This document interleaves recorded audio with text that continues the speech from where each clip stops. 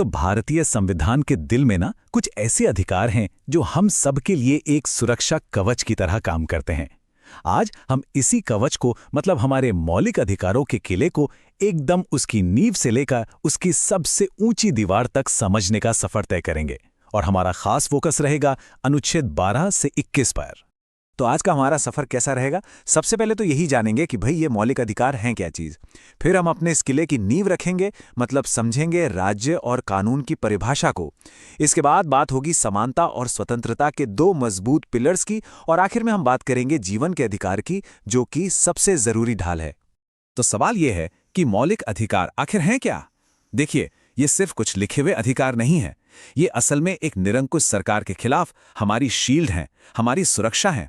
इनका मकसद एक ऐसी व्यवस्था बनाना है जहां कानून का राज हो, ना कि किसी एक इंसान का। सही मायनों में यही तो राजनीतिक लोकतंत्र की असली बुनियाद है। अच्छा, अब जरा और गहराई में चलते हैं। हम बार बार कह रहे हैं कि ये अधिकार हमें सुरक्षा देते हैं, पर सवाल यह है कि किससे? आखिर कौन है जो हमारे अधिकारों पर पाबंदी लगा सकता है? इसी सवाल का जवाब हमें हमारे अधिकारों के किले की पहली ईंट तक ले जाएगा।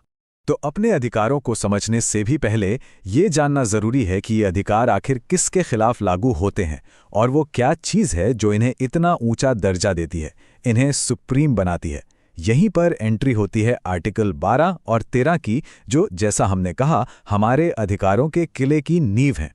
आर्टिकल 12 की सबसे दिलचस्प बात पता है क्या है? स्टेट या राज्य की इसकी परिभाषा ये बहुत बहुत बड़ी है। इसके हिसाब से राज्य का मतलब सिर्फ केंद्र या राज्य सरकारें नहीं हैं। नहीं नहीं नहीं, इसमें हमारी नगरपालिका, हमारी पंचायत और तो और LIC और ONGC जैसी सरकारी कंपनियां तक शामिल हैं।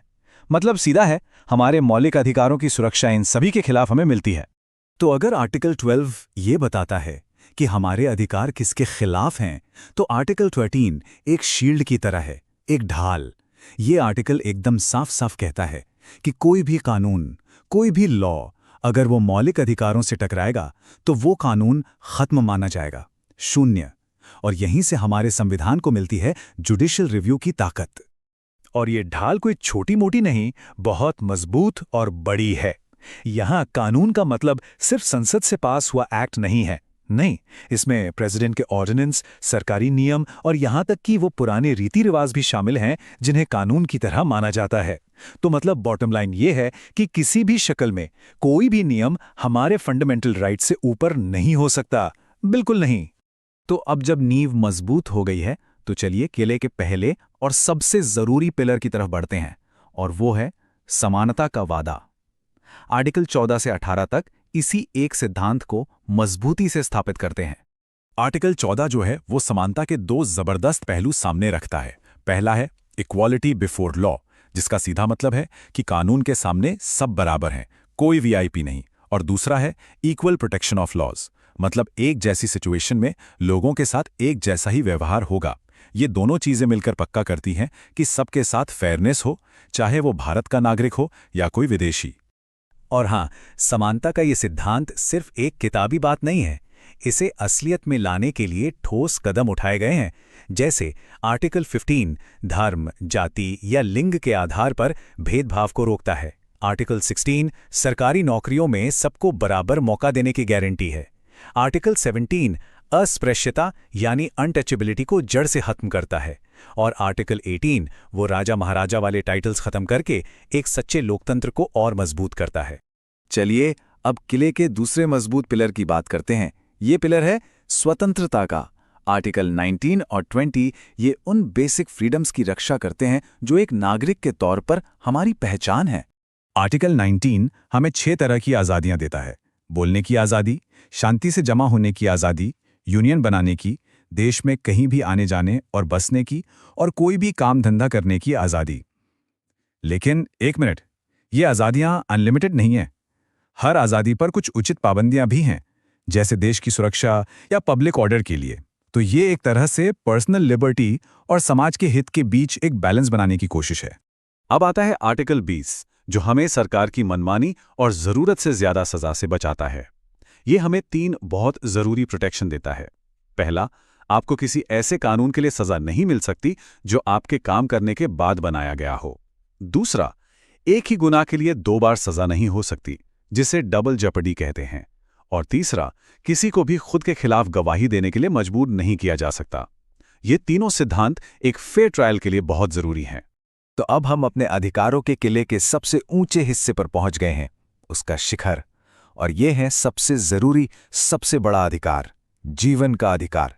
आर्टिकल 21 है तो बस एक छोटा सा वाक्य, लेकिन समय के साथ इसका मतलब बहुत बहुत ज्यादा बड़ा हो गया है। आर्टिकल 21 का सफर ना बड़ा ही जबरदस्त रहा है। देखिए, 1950 के गोपालन केस में सुप्रीम कोर्ट ने इसका मतलब बहुत सीमित रखा था। कहा कि यह सिर्फ सरकार के एग्जीक्यूटिव एक्शन से बचाता है। लेकिन 1978 में मेनका गांधी केस ने सब कुछ पलट कर रख दिया। कोर्ट ने एक ऐतिहासिक फैसला सुनाया।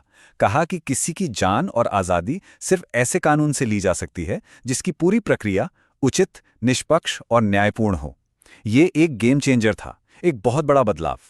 और ये सोच इस बात को और भी शानदार तरीके से समझाती है। सुप्रीम कोर्ट ने साफ किया कि राइट टू लाइफ का मतलब सिर्फ सांस लेना या जिंदा रहना नहीं है।